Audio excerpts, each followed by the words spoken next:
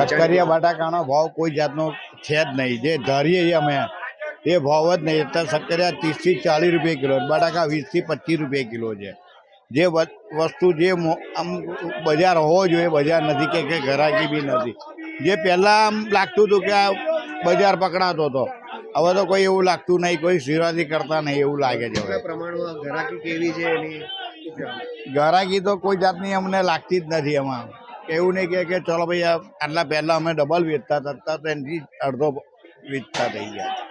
જો શક્કરિયા 40 રૂપિયા કિલો, 30 રૂપિયા કિલો છે, બટાકા 20 રૂપિયા કિલો છે, 25 રૂપિયા કિલો છે નવા બટાકા.